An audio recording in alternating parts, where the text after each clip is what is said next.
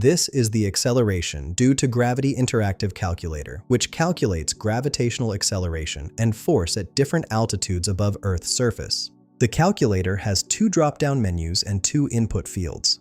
First, select your altitude unit from the drop-down menu with options for kilometers, meters, feet, or miles.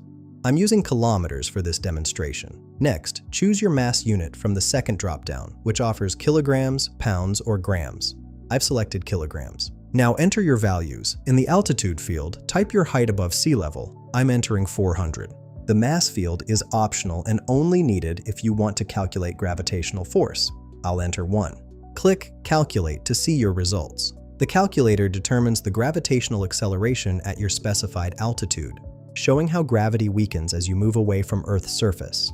At 400 kilometers altitude, you'll see the acceleration is slightly less than the standard 9.81 meters per second squared we experience at sea level. If you entered a mass value, the calculator also shows the gravitational force acting on that mass at your chosen altitude. This tool is essential for satellite orbit calculations and aerospace engineering applications. Find the link in the description below.